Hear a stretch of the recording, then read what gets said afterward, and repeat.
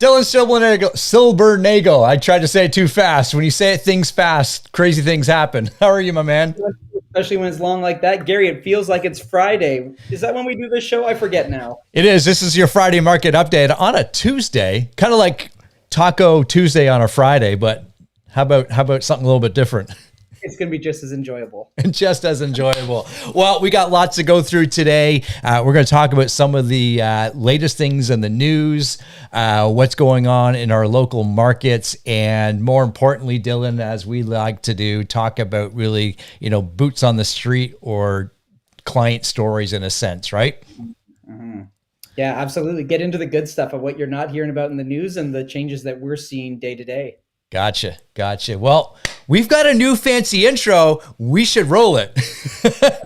Let's do it.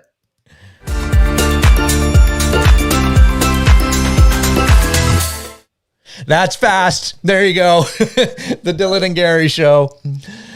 All right. Gary, how have you been this week? What's going on in your world? This week is good. This week is this is a 5-day week crammed into 3.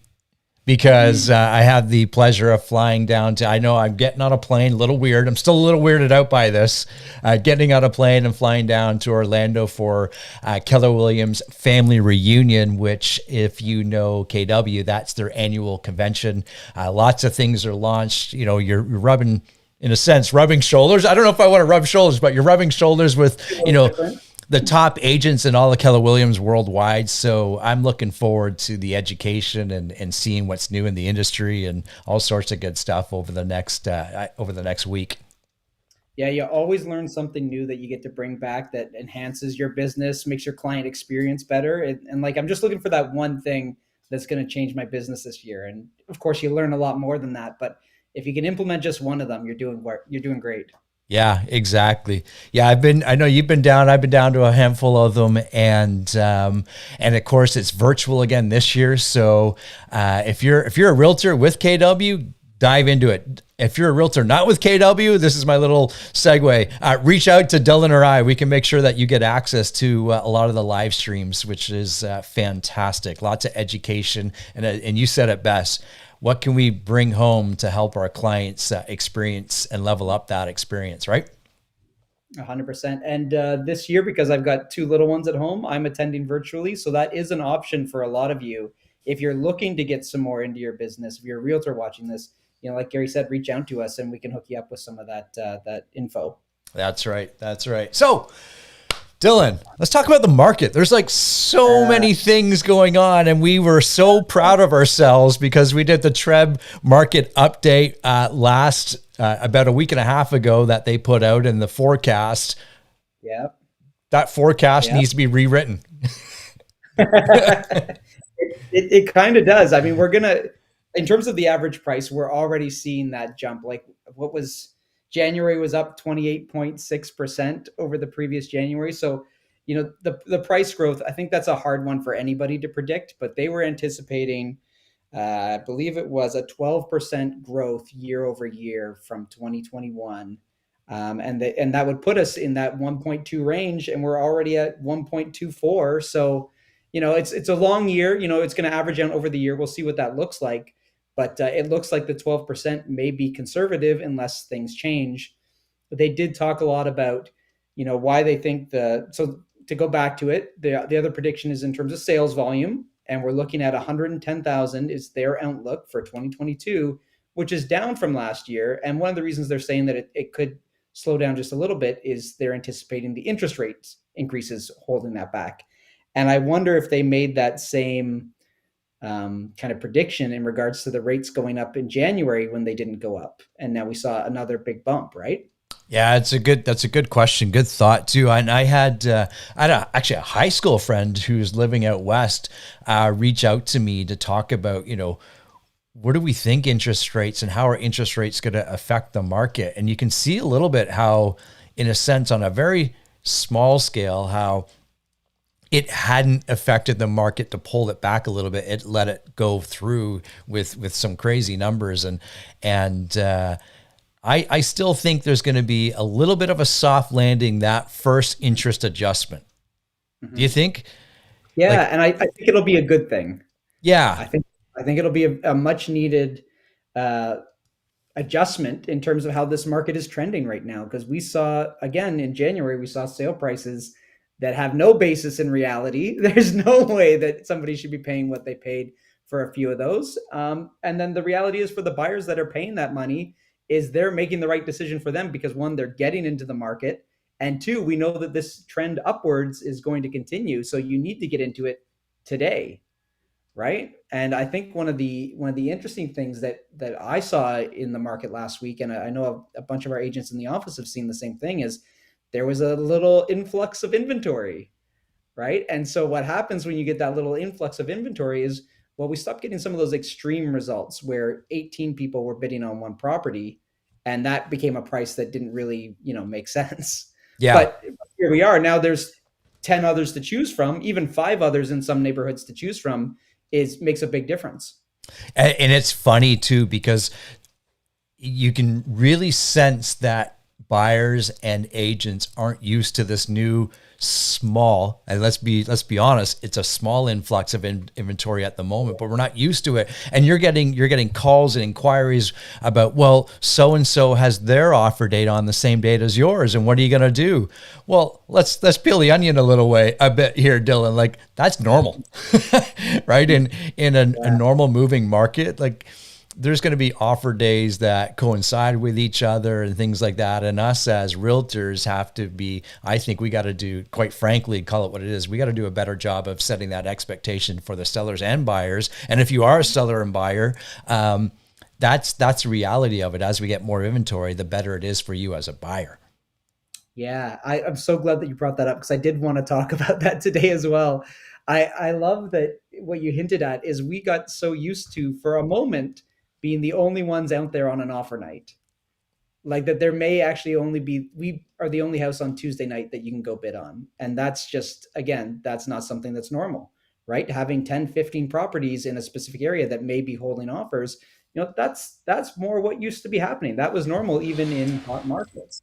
Yeah. So it's pretty crazy that we kind of got used to that there for a second.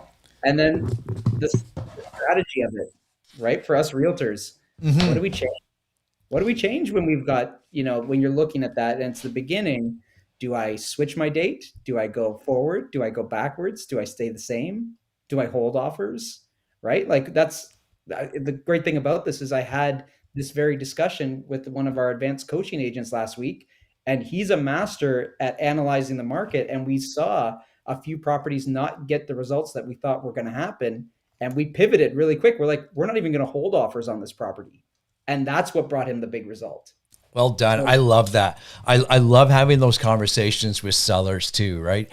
There was a moment where, we'll call it a moment, for about 2 months, maybe 3 months, where you were the only listing, or you were, as you said, the only one that having offer night on a Tuesday or a Wednesday. And now we're yeah, seeing, multiple listings kind of coincide on the same day. And the question that I always love asking is, okay, well, how is the house and the marketing standing out from the crowd? hmm And as a seller, we got to be ahead of this game, right? To make sure that we are ahead of the curve. yeah, and I think it takes evaluating it every day, right? When you see three new listings just like yours that a willing buyer would go look at, you need to take that into account. And if you're not monitoring that on a day by day, hour by hour basis, you're missing it, especially during this transition period, right? When we're getting a steady influx and there's just always that same amount of homes on the market again, then we're back to a norm. But when we're moving from only one home available to having 10 homes available, you really need to be on it. Otherwise, you might miss the boat. Yeah, for sure. Now, are you seeing with, with the number of agents you're coaching and the ones that I'm talking with as well, the influx? Is there one segment of homes that's coming to market sooner than others? Like are you seeing more townhomes get listed, or is it detached, or is it a bit of, I've seen both. yeah, I've seen both. On our offer night the previous week for a townhome, we had 6 listings launch in a 48-hour window when there had only been like 2 the previous month. Right. So they are coming. And then you look at the detached market where those townhomes are going, same thing. They saw a couple of big prices and everybody's like, okay, we got to go. We got to get listed. And we know that this time of year, agents, we notice it more than anybody because we've been through 45, 60 days of drought where we had nothing to show our clients. yeah. Right. And so now when we see 4, we're like, oh my God, there's 4. Yeah. Yeah, exactly. It's really, really interesting. It's a good comment here from Danielle. Let me move this so we can all see it. Townhouses in East Gwillimbury coming up way more recently. These are things that we want to see. These are things and comments that if you're out there and you're talking with clients, with buyers and sellers, it's important to spread that information and share that information. And I know in one of the WhatsApp groups that you and I are a part of, Dylan, that the comment was, "Hey, is anybody else getting more listing phone calls at this moment? More than what they're used to, right?" Now, granted, this is always the time of year, Dylan, right? You know as well as anyone that we typically do get those calls. Yeah. Yeah. Everybody should be making their real estate plans at the start of the year. And it's time to talk, right? It's time to talk. And especially in a market right now where you see some of these prices coming up and then the looming interest rates potentially going up, some people are going to see that as a chance to be like, hey, now I should be selling. I should be taking advantage of this. Yeah, for sure. And everyone does want to take advantage of this hot market. And speaking of hot market, so as you know, I was doing I am doing a CMA for a client right now down in the Markham area, and it's in more of the higher end range. But I was curious, as one is when you're looking at the market and the numbers, and the medium price for detached homes in November through to January in Markham, which is a big city in New York. Yeah. It's wide, it's big, it's got, very high end homes, but also has your regular detached homes. Well, those regular detached homes went up almost $200,000 in those 2 months. It's about 10%. Yeah. Right. And in part of that too, Dylan, if I look back, this is the crazy thing. If I look back, if in November there was 217 active detached homes in the month of November in Markham, and in January it was down by more than half to 96. So that's going to drive that pricing up. Remember, I don't care what you call it. It's still an inventory supply movement and move here. And it's always going to kind of dictate what happens in the market. And you can see that with Treb overall announcing 15.5% decrease in new listing activity in January, right? Down 15% in comparison. So yeah, they are down year over year. And I know I was doing some numbers for our brokerage. And if you're curious, our numbers were down too, but they weren't down as much as 15%. We were down, I think it was about 11.5 to 12%. So we're seeing it down as well. But the good news is for KW and our agents and clients, our numbers aren't nearly as down as the market average, which is a good thing. Yeah, we're outperforming the market in that segment for sure. Yeah. And it was great to see in that report. Yeah. Well, I don't want to pivot us too abruptly, but I've had enough of the numbers for one day there. Let's do it. Let's do it. There was something that you and I wanted to talk about, still talking about investors and looking at where the market's going to go. And we always like, when CMHC talks, we like to listen.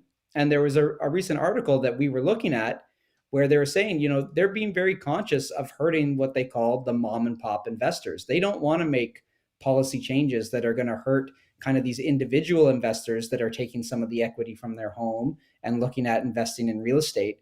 And I thought that was a very important thing for people to know about in general, especially when we look at policy changes from the government in the past, how sometimes they've made things which they thought they were trying to help the market, but they ended up hurting the market and hurting people in the process. And so seeing something like that with that kind of consideration, I thought that was a great article to read and a great policy intention. Yeah, it really is. And I was trying to share it here, but it's with the Globe and Mail. I'll put the link up here momentarily. And it's really, really interesting too, because here we are. It's funny because we always get this mindset, oh, investors are driving up the prices. Well, I'll tell you what, Dylan, I don't know what investors you work with, but my investors don't drive up prices because they buy for the dollar amount, right? Yes. Yeah. it, you know, and sorry, forgive me if you just mentioned this, but they do represent about 20% of the market, which, Yeah. which is a big piece because we need, as a society, we need that 20% of the market to be created into rental inventory, right? Because we know that there is such a high demand for rentals. And when you or I, as an investor, get to go buy, whether it's a townhouse or a home, and add a second suite to it, we're adding to that inventory of rental units, which, as we all know, is way below what we need it to be. So people will say, well, investors are stealing, in a sense, homes away from potential buyers. Well, on the flip side is we need these homes for renters because there's a big segment of renters that will always be renters.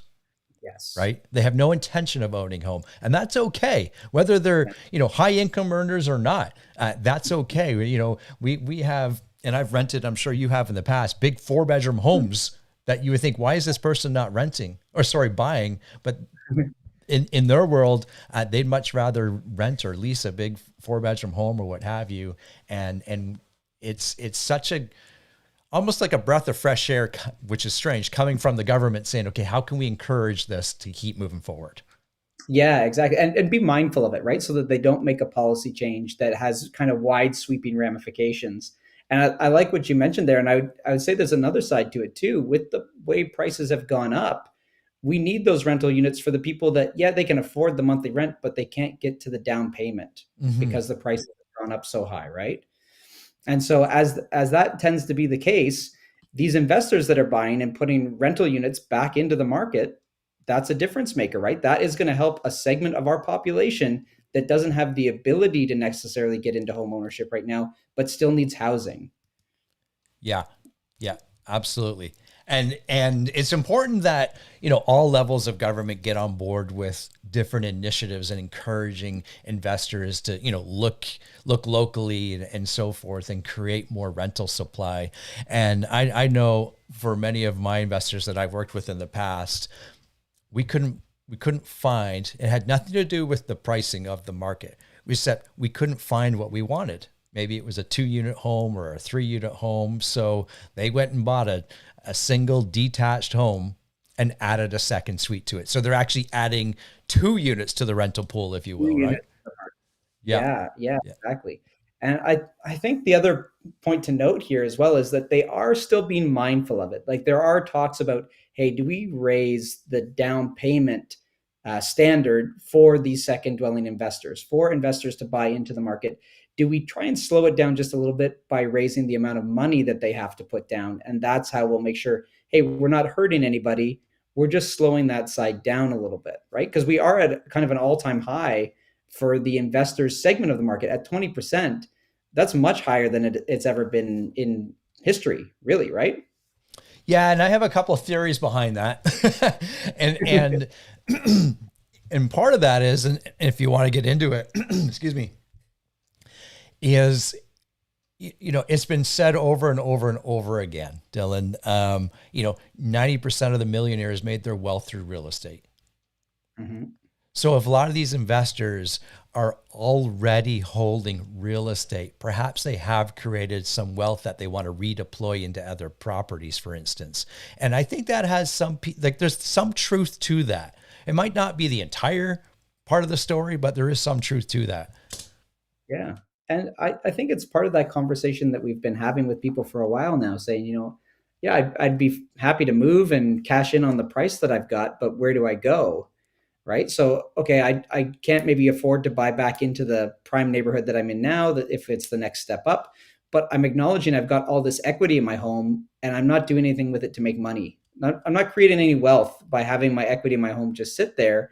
So now's the opportunity where, you know what, I'm not going to go buy a trophy home somewhere. I'm going to go buy an investment property because that's what's going to make the difference for my family. Not having the bigger house, but having the wealth building kind of avenue to go down and buy that secondary property. Yeah. Yeah. Okay.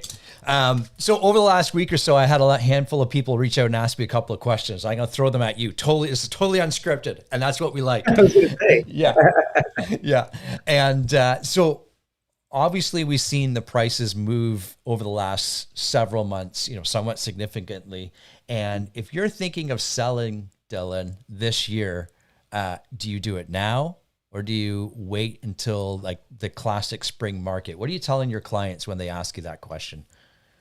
Yeah, in general, I would still say that sooner is better because we don't know what this market's going to bring. The classic response of if I had a crystal ball, I'd be a millionaire already, right? But we don't, and we know that right now the market conditions are good. If you're waiting, and this is the same advice I pretty much give every year, is if you're waiting till, May, June, or April and May, you're already competing with so much more inventory. If I'm having a challenge finding them what they want to purchase because we don't have enough inventory, then I'll say, you can roll the dice there. If we wait a little bit longer to list, you're going to find some more inventory to choose from. So we'll have a better experience on what you're purchasing.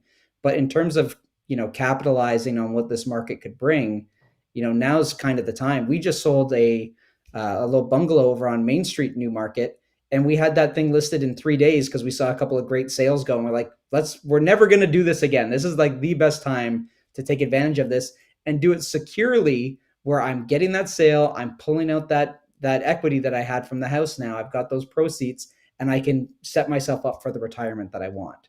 Yeah. Right. So that tends to be how I go. I mean, I could easily make an argument that will prices be up higher by the time the fall comes around? Absolutely. There's a good chance that that's what's going to be what happens. But if you're making a purchase in this market as well, I'd rather lock in at the interest rates where they are now and the price where they are now, as opposed to worrying about, could I get a little bit more money on my fall home sale? Yeah, for sure. And it's very similar to the flip side of that conversation is, I'm a buyer. Do I wait for that inventory to come?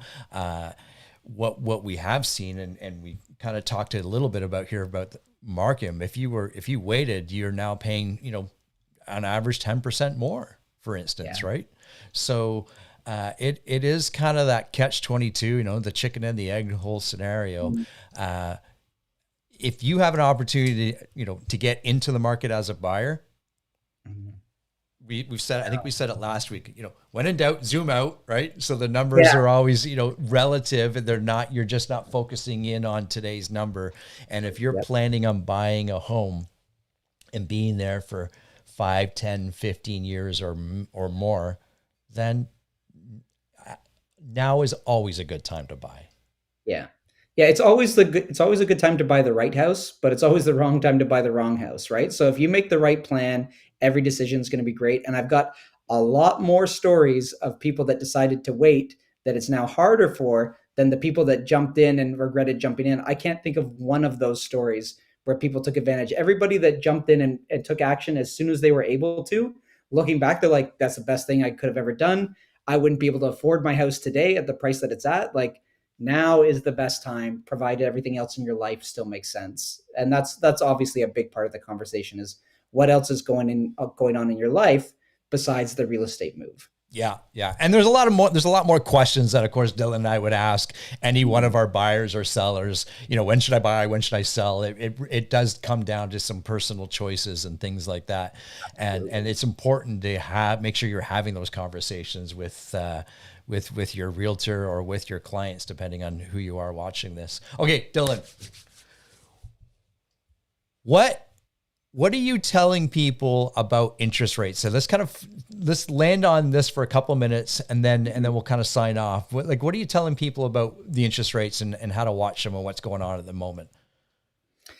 Yeah, I'd say one of the questions that it's not so much a question. I get a lot of the fear that comes up in conversation about, well, the interest rates are going to go up, right? And what does that mean for how much my monthly expenses are for my housing? And and the other side of it is that going to help me purchase a home? Is that going to bring down the prices enough, right? And one of the big answers on that side is, I think we talked about this in one of our first episodes, is we need, if the bank goes up at a quarter a point a raise, and that's typically what they do. I think there's talk of maybe this next one they might go half a point because they missed January, but in general they typically go that half a point up. We need six more increases just to get back to where we were before the pandemic happened, right? So if you want to wait out six increases, I think again, if you're trying to time the market, it's going to make more sense for you to buy now. One, because your 5-year rate, if you want to lock in at that, is going to be lower than when the rates go up, and your price today is going to be lower than what it is, those five increases from now, even if it does soften the market, because we have so much buyer demand still in the wings waiting to come into the market. That's such a great point. I remember I did some math the last time we kind of went through a market like this, and people were so excited because the market had dropped in a sense. I forget, it dropped about 7%, so maybe a little bit more. And they were so excited at that purchase price, yet they paid a higher interest rate. Yeah. And I did the math for them in a sense. Over 25 years of the amortization of that mortgage, they were paying so much more for that home. Yeah. So much, like it was significant. It wasn't like $10,000 that for over 25 years, who cares, right? Over $10,000, but it was literally like $75,000 to $100,000 more in interest. Yeah. Yeah. Yeah. That, I mean, the interest is the worst part of looking at our mortgages, and especially even looking at what you've got your mortgage payment. Look at what you pay off after 1 year of being in the house, right? Yeah. Like you're lucky if it's like a third that went towards the principal and the other 2/3 of it are interest. Yeah. Exactly. Okay. Good stuff. We've gone over about 30 minutes here. That's where we kind of like to keep these streams to. And if you kind of picked up on it from the beginning, we've got a big convention that we're a part of this week. So there won't be a live stream this Friday, but come next week, we'll have some really good information and some insight to share about our market, about the industry. And again, boots on the ground. That's the most important thing about these videos, Dylan. Yeah, absolutely. I love meeting with you every week to talk about it, because it's great that we're sharing this information, but also hearing our own experiences and the conversations that we're having. It's just such a beneficial thing to all. So yeah, Gary, I'm looking forward to, I'm going to miss you this Friday, buddy, but I'm looking forward to next week. Yeah. Don't jump on at 1:00 expecting me to be on the other side. Yeah. And all good. All right, my friends, everyone have a wonderful week. Stay warm, and we look forward to seeing you on the next show. Bye for now. Bye for now, guys.